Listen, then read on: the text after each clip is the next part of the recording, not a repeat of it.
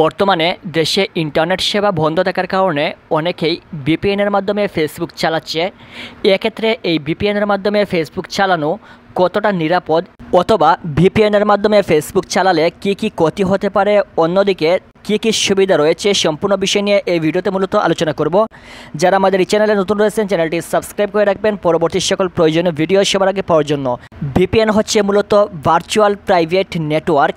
VPN চালু করার সাথে সাথে বিশ্বের যে কোনো দেশের অথবা বাংলাদেশ ছাড়া বিশ্বের অন্যান্য দেশের যে নেটওয়ার্ক রয়েছে সেটা কিন্তু এখানে অটোমেটিক চালু হয়ে যায়, এবং বাহিরা দেশের যে লোকেশন রয়েছে, যে অ্যাক্সেস রয়েছে সেটা অটোমেটিক এখানে চলে আসে, এবং এখানে যে আপনি ফেসবুক চালাচ্ছেন এটাকে তারা বাহিরা দেশের যে লোকেশন রয়েছে সেই লোকেশনের মাধ্যমে তারা দেখবে যে এটা বাহিরা দেশ থেকে চালানো হচ্ছে, কিন্তু এটা ঠিকই বাংলাদেশ থেকে চালানো হচ্ছে।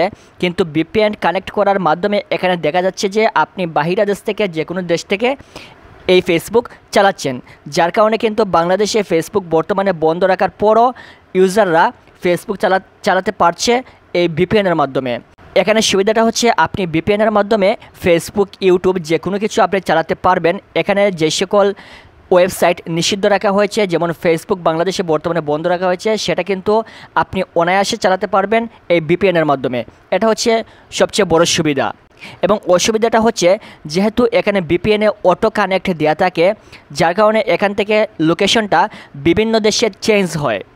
প্রথমে হয়তো বা ইউনাইটেড স্টেট, তারপর কানাডা, এরকম বিভিন্ন দেশে এই লোকেশনটা চেঞ্জ হয়, এবং এই লোকেশনটা বিভিন্ন দেশে চেঞ্জ হওয়ার কারণে তারা মনে করে যে এটা হয়তো বা কোনো ফেক ফেসবুক আইডি, অথবা যে কোনো খারাপ ব্যক্তি এই ফেসবুকটা চালাচ্ছে, এই আইডিটা চালাচ্ছে, যার কারণে বারবার এটার যে লোকেশন সেটা চেঞ্জ হচ্ছে।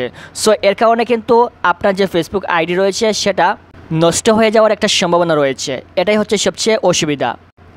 এবং সুবিধাটা হচ্ছে আপনি অনায়াসে ফেসবুক চালাতে পারবেন, কোনো প্রবলেম হবে না। এবং অসুবিধাটা হচ্ছে আপনার ফেসবুক হয়তোবা কোনো এক সময় তারা চাইলে, যদি তারা মনে করে যে এটা সিকিউর না, এটা অপরাধজনিত কারণ, তাহলে সেটা হয়তোবা আপনার এই ফেসবুকটা তারা নষ্ট করে দিতে পারে। তবে এটা শতকরা খুবই কম পরিমাণে লোকদের এই ফেসবুক আইডিটা নষ্ট হয়, যেমন শতকরা 4 থেকে 5% ইউজারদের এই আইডিতে এরকম সমস্যা দেখা দেয়। তবে বেশিরভাগ লোকেরা এখানে ভিপিএনের মাধ্যমে বিভিন্ন অ্যাক্সেস দিয়ে তারা ফেসবুক চালাচ্ছে, কোনো প্রবলেম হচ্ছে না। আশা করি বুঝতে পেরেছেন। এই ছিল আজকের ভিডিও। পরবর্তী সকল ভিডিও নোটিফিকেশন সবার আগে পাওয়ার জন্য চ্যানেলটি মাস্ট বি সাবস্ক্রাইব করে রাখবেন। Thank you so much.